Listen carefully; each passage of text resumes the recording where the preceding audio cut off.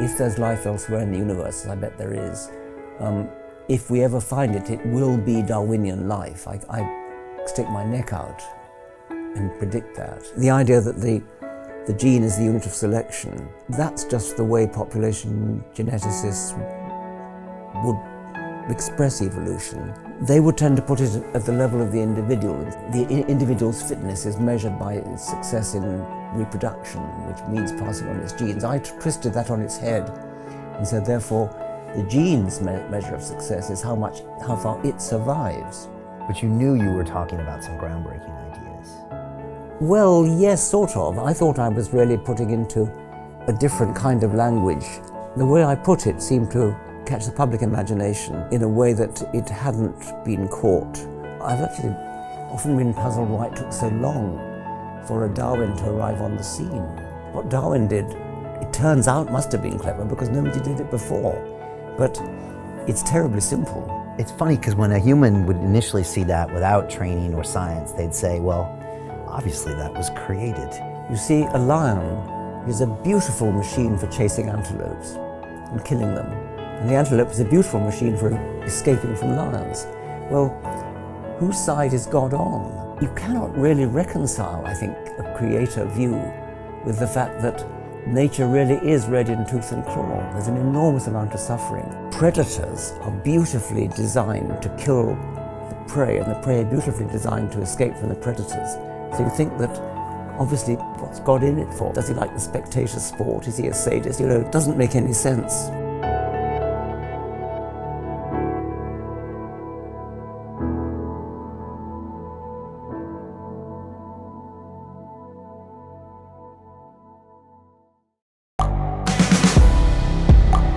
The world is changing.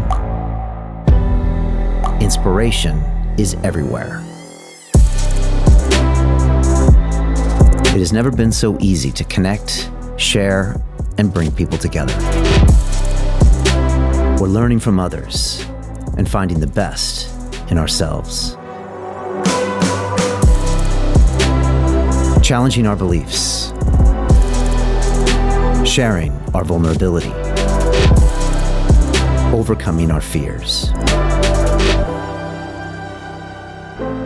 Transforming ourselves so we can transform the world. How far can we go? This is London Real. I am Brian Rose. My guest today is...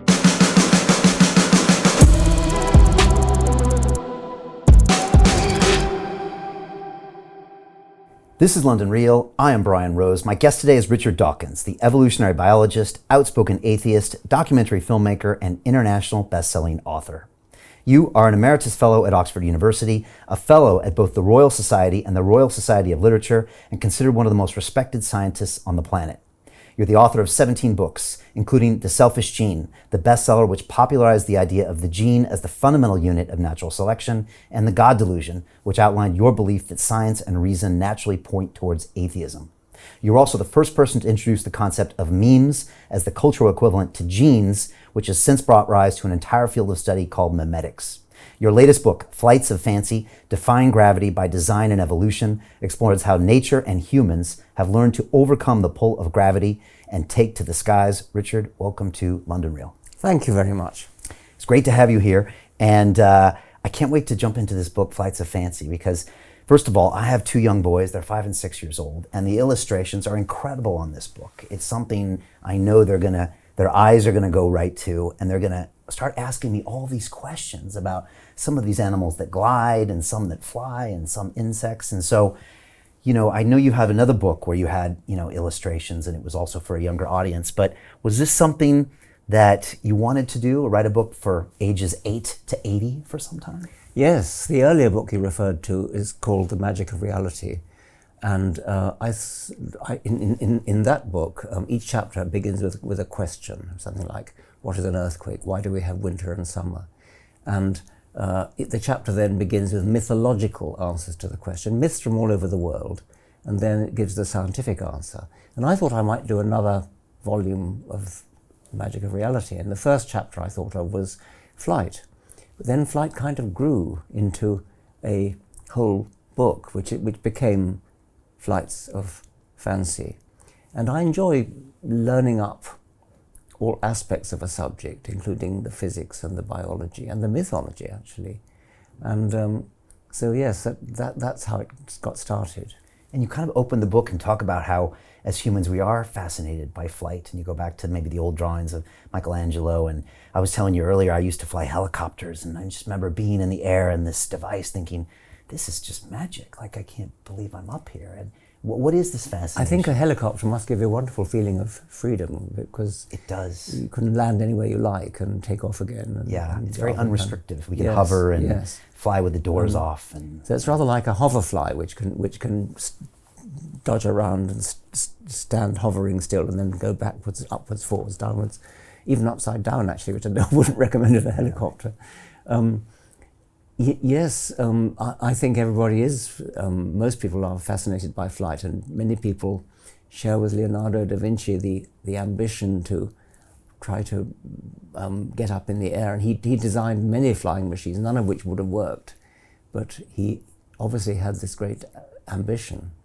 There's a picture in the book of one of his drawings. I think it looks like a hang glider, maybe.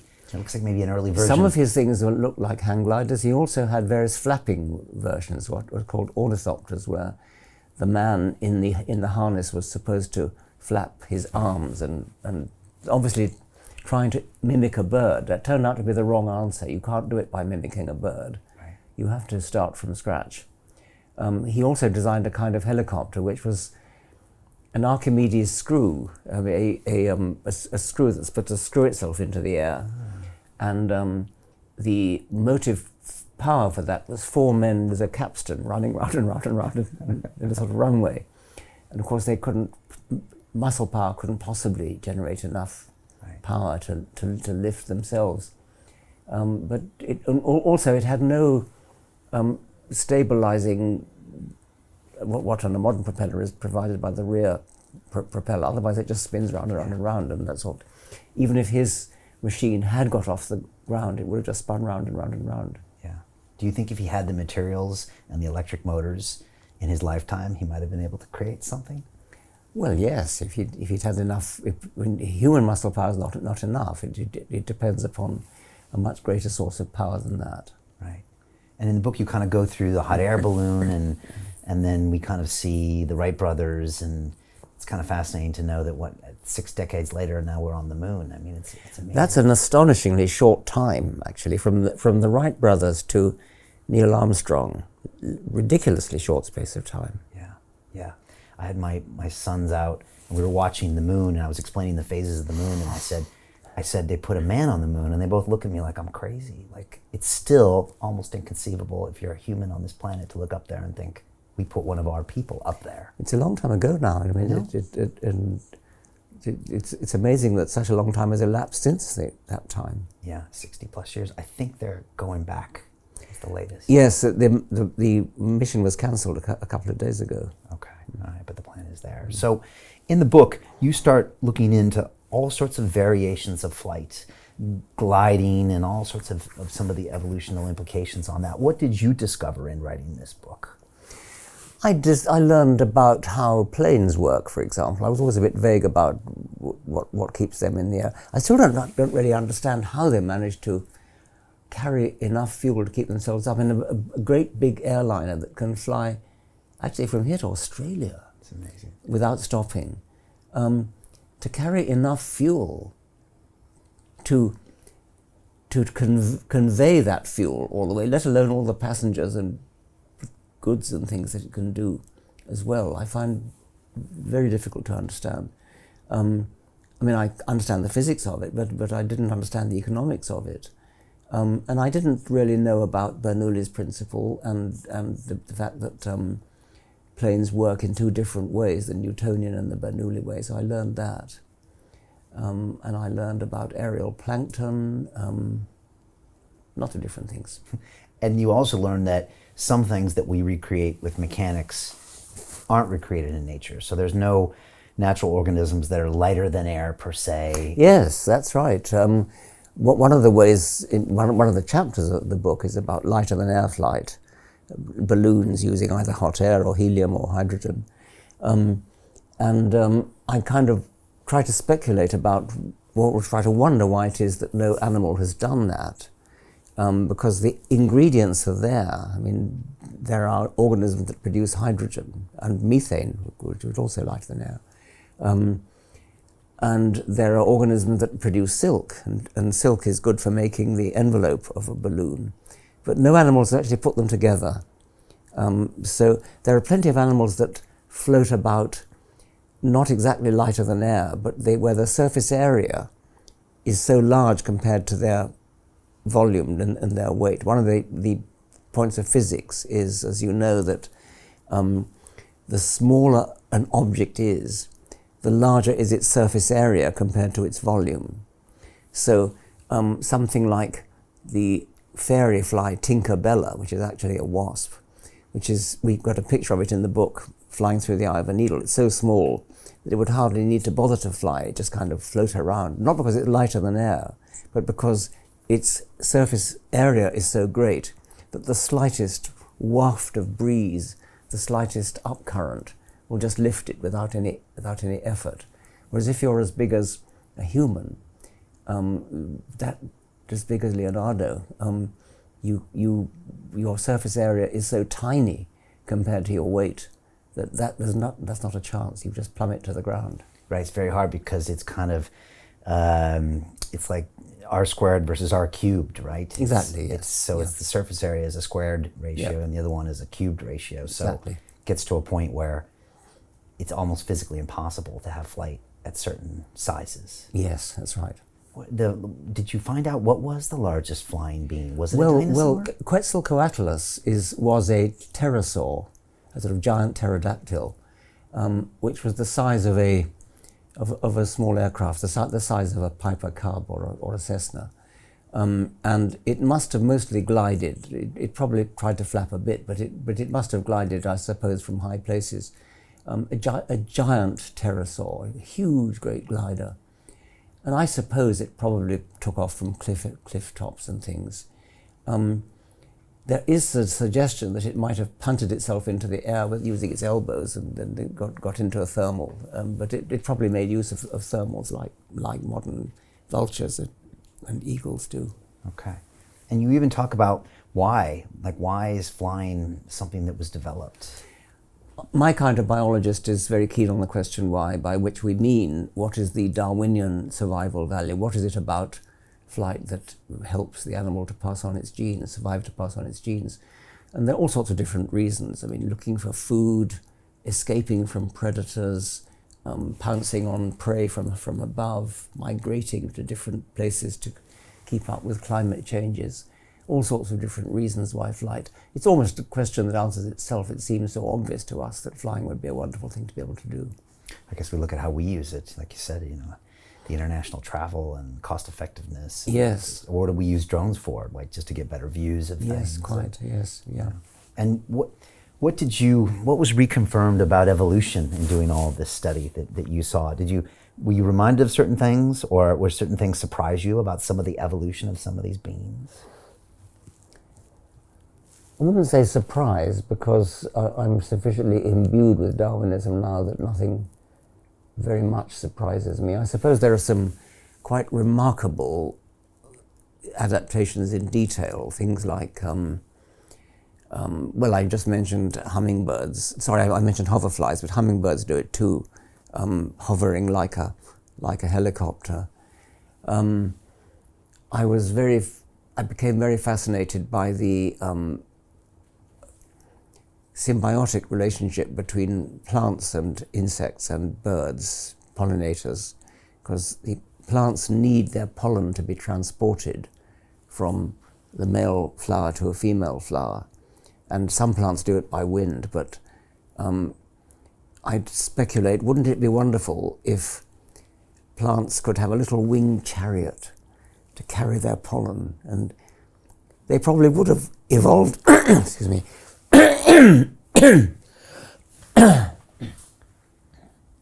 I should have warned you, I'm liable to, ever since I had a stroke in 2016, liable to get croaky throat. Okay, yeah, no worries. That was 6 years ago, right? Mm-hmm. Plants would have benefited from having a little winged chariot to carry their pollen from male flower to female flower. But why bother? Because there are butterflies and bees and hummingbirds and sunbirds. And so all you need to do is bribe them or seduce them. In the case of orchids that look like a female bee or a female wasp, and the bee tries to copulate with the flower and gets dusted with pollen, gets covered with pollen, and then goes off and tries to copulate with another flower and delivers the pollen. And there are advanced versions of this, like the hammer orchid, which has there are about a dozen different species of hammer orchid in Australia, and each species has one species of wasp which it's partnered with, so to speak. And these wasps, the male flies, the females don't have wings. The females just climb onto a plant somewhere, and the male comes and seizes the female and carries her off in his arms and mates with her on the wing. Well, these orchids have a dummy female on the end of a sort of arm with an elbow in the flower. So the male comes along, grabs the female, tries to lift her up, and the elbow of the plant bends, and the male gets smashed against the place where the pollen is, repeatedly, bang, bang, bang, like that, and gets covered with these so-called pollinia, which are great big lumps of pollen that orchids have. Finally, he gives up on the effort to make off with this dummy female, flies off, and not having learned his lesson, grabs another one. And again it goes bang, bang, bang, and this time he delivers the pollen. That's an astonishingly detailed mechanism. There's another one called the bucket orchid, where there's a bucket filled with, the flower has a sort of bucket filled with fluid, filled with water. And it's got a slippery edge so that a male bee of a certain species only slips on the edge, falls into the water, and then swims and tries to struggle to rise, and finds the only way to escape from this bucket of water, so to speak, is through a tiny hole. And it struggles through this hole, and on its way through gets pollinia stuck to its back, so it flies off, and then again, sadder but not wiser, excuse me,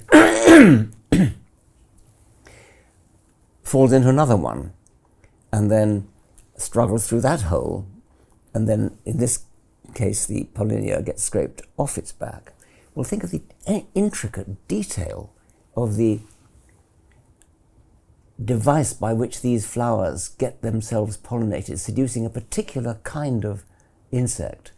In the case of figs, it's even better, because there are about 900 different species of fig, and each one has its own private species of wasp, tiny little wasps. You don't think of it as being like a real big yellow jacket. It's a little tiny wasp. And the very, very complicated cycle of activity, relationship between these wasps and these figs. A fig is actually not a fruit at all. It's a flower. There's a lot of flowers are inverted, a sort of chamber in which there are lots of flowers on the inside. And the relationship between the fig and the wasp is very, very complicated, extremely complicated. And as I say, there are about 900 different species of fig and about 900 different species of fig wasp. And each species of fig has one species of fig wasp. So it's a real magic bullet that takes the pollen to the correct species of fig. Yeah. And that's all through evolution. Yes. It evolves by Darwinian natural selection. The ultimate beautiful detail of these adaptations that come about through Darwinian natural selection inspires me. You mentioned the one with the bee and is trying to mate with this organism and is bouncing back and forth. Yes. And it's funny because when a human would initially see that without training or science, they'd say, well, obviously that was created to make that. But they don't see the millions and millions of years. They don't see that. Mutations that created this thing that now seems designed. There's the other thing that might occur to them, not with respect to the hammer orchid, but with respect to, say, lions and antelopes, you see a lion, which is a beautiful machine for chasing antelopes and killing them, and the antelope is a beautiful machine for escaping from lions. Well, whose side is God on? I mean, why would he create, if he wants the lion to eat the antelope, why make it so difficult? And if he wants the antelope to escape from the lion, why make the antelope so fast at getting away from the lion? Why make the lion so good at catching antelope? So you cannot really reconcile, I think, a creator view with the fact that nature really is red in tooth and claw. There's an enormous amount of suffering, and the predators are beautifully designed to kill the prey, and the prey are beautifully designed to escape from the predators. So you think that, obviously, well, what's God in it for? Does he like the spectator sport? Is he a sadist? It Right. doesn't make any sense.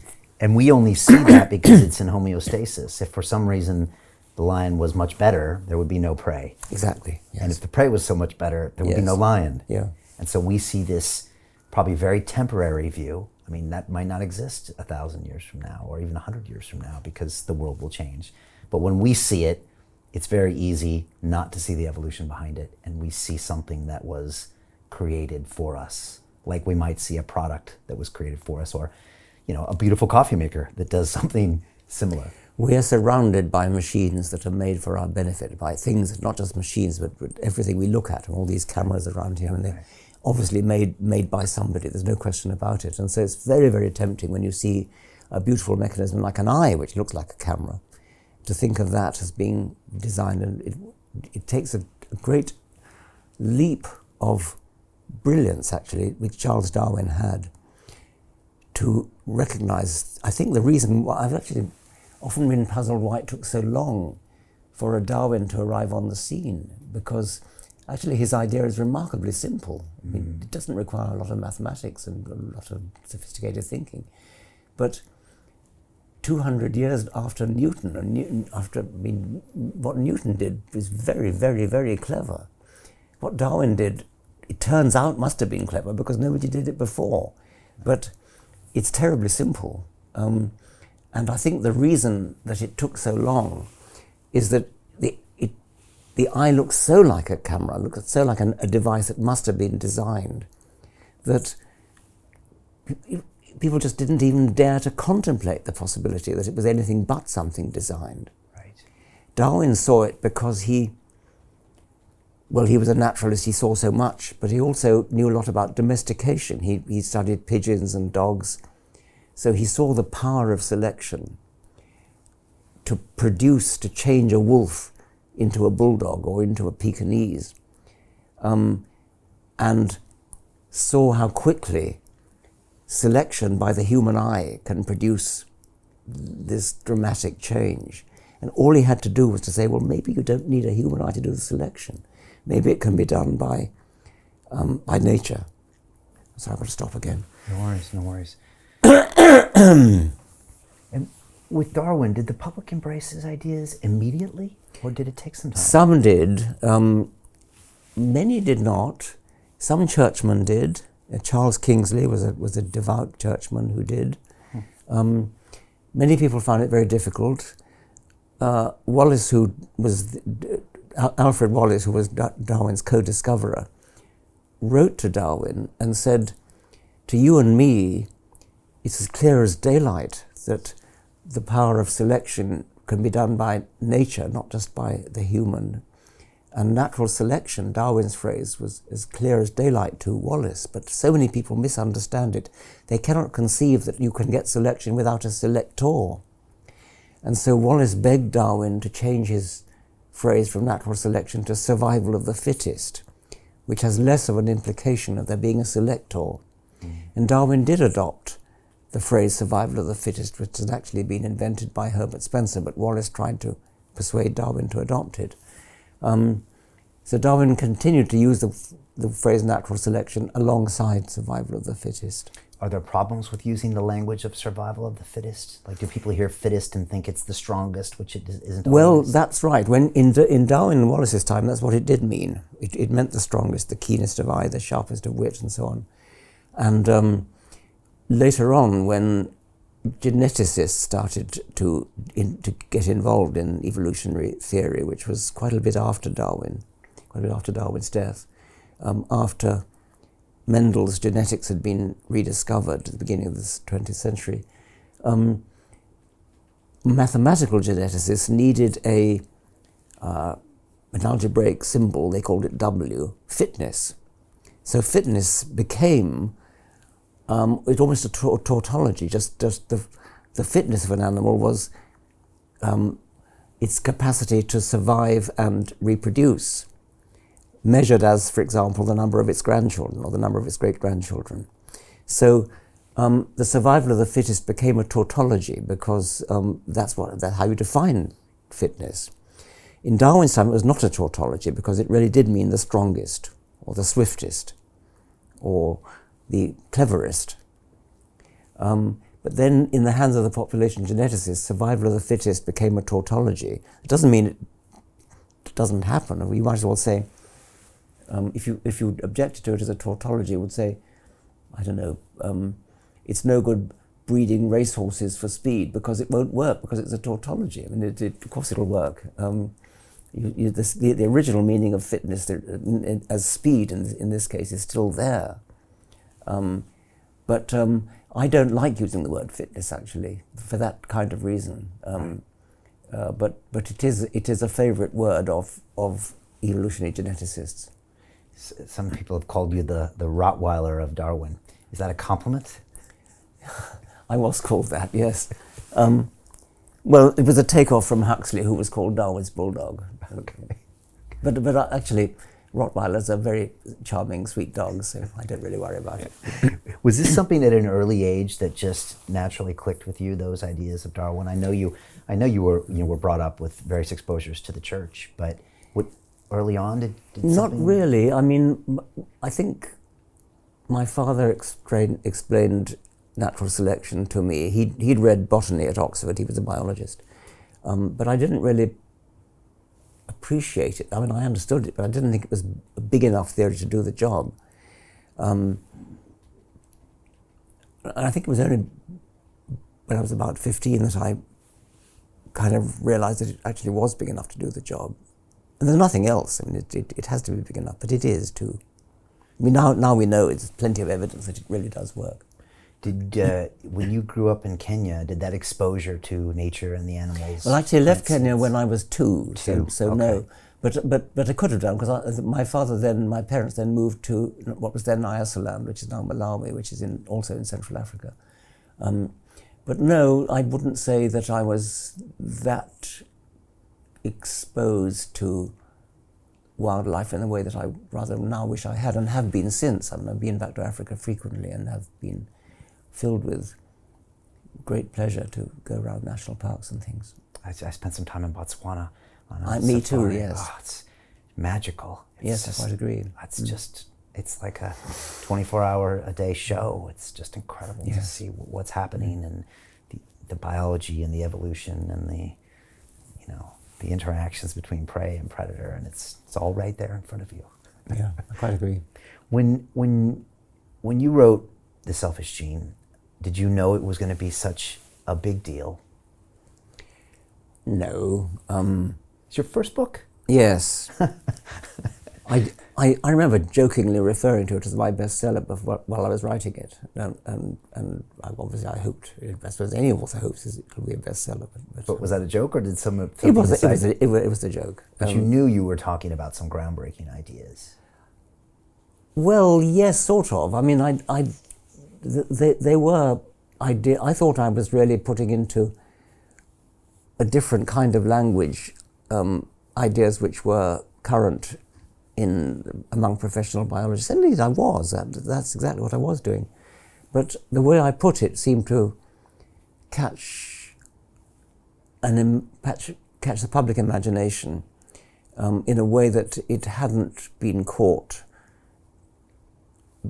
before. It was the idea that the gene is the unit of selection, and that's just the way population geneticists would express evolution. they would tend to put it at the level of the individual and say the individual, individual's fitness is measured by its success in reproduction, which means passing on its genes. I twisted that on its head and said, therefore, the genes' measure of success is how far it survives. Right. So, and that seemed to me to be a much simpler way of putting it, because if you talk at the level of the individual organism, then you have to say the individual organism is not trying to survive, except insofar as survival leads to reproduction. And not just reproduction, but passing on genes to the next generation and so on. I thought it was a much simpler thing to simply go straight to the level of the gene and say that it's the gene that's the level of selection, and it's the gene is using the individual organism as what I called a survival machine to get itself passed on. So the organism, the individual, is a tool of the genes to get passed on. And those genes that are successful are the ones that are very good at building individual bodies. But the body is a machine for passing on the genes that created it. Right, yeah. That's a pretty groundbreaking advancement of the theory. Have you ever thought what it would be like to have this conversation with Darwin about your work and his work? It would be wonderful to do so, of course. I once actually was invited by a Japanese television company to meet an actor dressed up as Charles Darwin and explain to him what had happened since his time. And it was quite fun. I mean, it was an English actor, not a Japanese actor. And he was quite a good actor. He was dressed up, covered with grease paint, and looking like Darwin. And the grease paint kept on dropping off, and the makeup girl had to come along and put it back on again and things. And I had to explain to him about Mendelian genetics, because this was a puzzle that had faced Darwin in his own lifetime. Nobody knew anything about genetics at the time. It was just sort of vaguely known that like begets like, that there's a tendency for children to look like their parents. But it was sort of thought to be a kind of mixture. You were thought to be a sort of blend of your mother and your father. That's the way it appears. I mean, people do tend to have the attributes of both their mother and their father. Sometimes more of one, sometimes more of the other. But it was thought to be blending, a bit like mixing paint. You get red paint and blue paint, and you mix them together, and you get purple. But it was pointed out in Darwin's time that once you've got the purple, no amount of mixing purple with purple will give back your blue and red, and so the variation just disappears. So there's not enough variation for selection to work on. And there was a man called Fleming Jenkin writing, I think it was a review of The Origin of Species in a Scottish journal, in which he said, therefore, natural selection is impossible. Right. Which is actually silly, because any fool could see that, as a matter of fact, I mean, if he'd been right, grandchildren should look more uniform than their grandparents, right, which is not true. So Fleming Jenkin was simply, it's written Fleming, but it's pronounced Fleming. Fleming Jenkin was simply saying manifest facts are impossible, which is ridiculous, of course. But nevertheless, his criticism did worry Darwin. And the solution to the problem is Mendelian genetics, which is digital. You are not a mixture of two paints. You're a mixture. It's more like beads of different colors being shuffled together in a sack. The red beads and blue beads don't make purple beads. They still say red and blue. And so, in Mendelian genetics, what happens is that genes just go on unmixed with each other to the next generation. Your grandparents' genes are in you, intact. Only a quarter of your genes from each grandparent, but they don't mix together. They just shuffle together. Right. That's the answer to the Fleming-Jenkin problem, which Darwin never knew about. Mendel's work showing that genetics is digital in that sense had been done in Darwin's lifetime, but Darwin unfortunately never read it. Nobody else did, hardly. It was published in a rather obscure journal, and its significance was simply overlooked until the beginning of the 20th century. And then, even then, it took a while for anybody to realize that this was the answer to the Fleming-Jenkin riddle. So it was my job to explain this to the actor for this Japanese crew. I had to sort of answer the door, and Mr. Darwin, I'm delighted to meet you. Were you very nice to him and reverential? Of course I was. And then I explained to him about this thing, and he was that's it. He said, he did it very, very nicely. So that was rather a nice Is that what experience. Darwin would have said, do you think? Well, I suspect he would probably, Right. yes. I think he would. It's so clear, Yes. and it's an explanation. Yeah, yes. Wow. And so you published in 1976, Selfish Gene. The book goes around the world. It affects so many people in so many ways. Why? And why then? Was it the timing? I have no idea. I mean, I think it's a very clear idea, and I think I just put it into words, yeah. But You mentioned when Darwin came out that there were churchmen that bought onto his thesis. yes, Which surprised me when you say that, because I thought maybe even back then there would be no churchman that could keep his job that might subscribe to that. And obviously this has been a huge part of your work, is going up against churches and doctrines. well, nowadays most sophisticated, educated churchmen have no problem with it. There are plenty of unsophisticated, relatively uneducated religious people who think there is a problem, because they take the book of Genesis literally, and it would devastate their worldview if they had to depart, for they've been brought up from childhood onwards to believe that every word of the Bible is true. It's an odd belief, because if you actually think about who wrote the Bible, there's no reason whatever to think they knew anything at all. I mean, just it was written by herdsmen in Palestine or in Babylon, actually. It wasn't written until the Babylonian captivity, but came from earlier legends. Right. Every tribe in the world has its own creation myth, and everyone is different, and they don't originate from anybody who knew what he was talking about. They just grew up in some sort of mysterious way. But still, there are plenty of people in America brought up to believe that every word of the Bible is literally true, just as people in the Muslim world are brought up to believe that every word in the Quran is literally true. Therefore, it's a terrible thing for them to have to lose this rock which they've been brought up with, the holy word of God.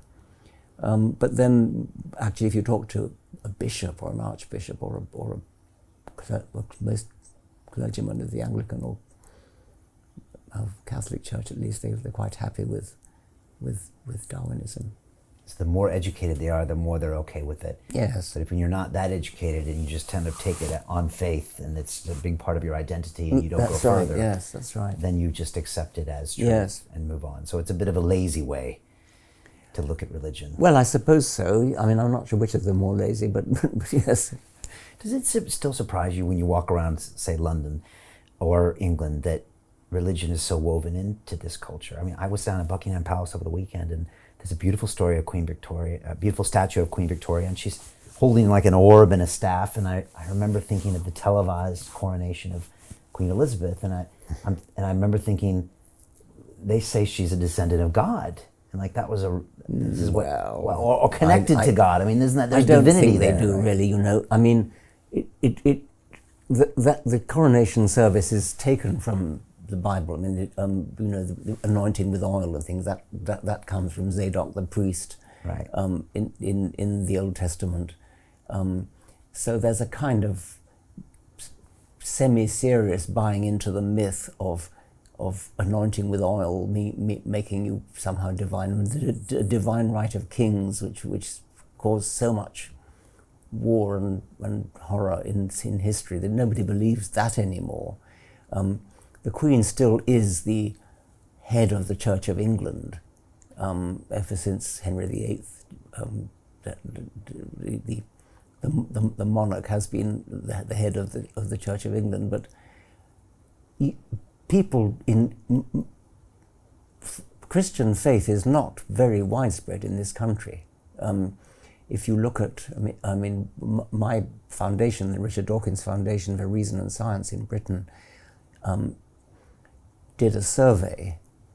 In 2011, there was a census. There's a census in Britain every 10 years, and there's one in 2011, one in 2021. One of the questions in the census is you get asked, what's your religion? And people tend to tick Christian because they were brought up. They're not Muslim, they're not Jews, so they're Christian. They tick Christian. But if you actually, what we did was to take a sample of people who tick the Christian box and give them a detailed set of questions to see whether they really were Christian, and they weren't. Very few of them were. We asked them, do you believe Jesus is your Lord and Savior? And I forget what the faith figure was, but it was very low. Do you believe in God? Was slightly higher, but not much higher.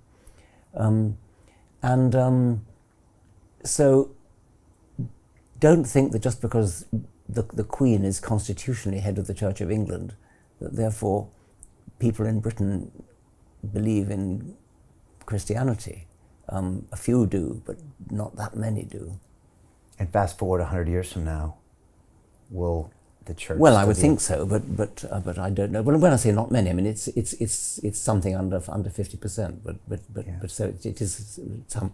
But the figure is much higher in America, but it's coming down in America, and the number of people who now subscribe to no religion in America even is, I think, up about 25%. Right. The Richard Dawkins in 1976, when you were studying genetics and publishing The Selfish Gene, did you ever think that you would be having discussions about religion and you would write a book called The God Delusion? Or was this always going to be a collision course? Well, I never thought of it as a collision course, but there is a certain amount of, even in The Selfish Gene, there's a certain amount of anti-religion assumption there. And when you wrote The God Delusion, what was the reaction, and how did that change your perception? The reaction was, I suppose, predictably mixed. It's the best-selling book I've written. It sold even more copies than The Selfish Gene, although it's a newer book. They both sold several million copies, but The God Delusion more so. I think the reaction was what you might expect. There was very positive and very negative, depending upon who you talk to. Right. And we've had Lawrence Krauss here, and you made a movie with him called The Unbelievers, where yes, you kind of toured the world. I think you were doing speaking events in various places. I think it ended up in Sydney. And I watched that when Lawrence was on the show 5 or 6 years ago, and it was just interesting to see you two engage with audiences and speak openly and frankly with sometimes religious zealots and other people. And what's it like having those conversations or having those discussions? Does it get to a point where with some people there's no discussion to be had, or are most people willing to engage? It's very variable. I mean, they're usually fairly amicable. I mean, we don't very seldom have kind of slanging matches. I've usually had rather friendly audiences. I suppose it's just the friendly ones come. I mean, I think perhaps the antis don't tend to turn up. I've had a fair number of interviews with devout people, but they've been friendly. To continue watching the rest of the episode for free, visit our website londonreal.tv or click the link in the description below.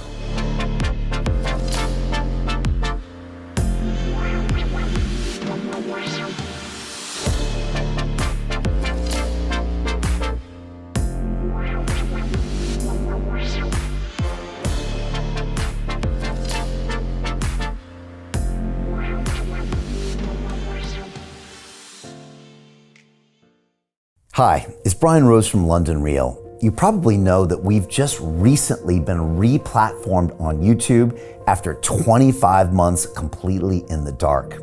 The truth is, I really need your help. What I really need you to do is click on that subscribe button right now, like this video, and maybe even leave a comment or share the link with friends. We're really fighting against an algorithm that's tried to keep us quiet for so long. And the more subscribers we have, the more people watch our content, the better guests we can bring you, the better content, and we can continue transforming lives. We've been doing this for 14 years now. I want to do this for another 14 years, but I really need your help. So click on that subscribe button, like the video, leave a comment, share this, and we're going to continue to bring you more and more great content. Thank you. Most people will never see this opportunity. Dubai luxury transformation projects have historically delivered 40 to 90% annual returns. That is incredible. These were once reserved only for insiders with access. I spent 15 years on Wall Street and I learned this: the biggest returns always go to the people who get the call first. Now, you finally can. We've just received a brand new project with major upside potential. Allocations move fast. Click the link, apply now, and speak to my team. This is your chance to see what others never will.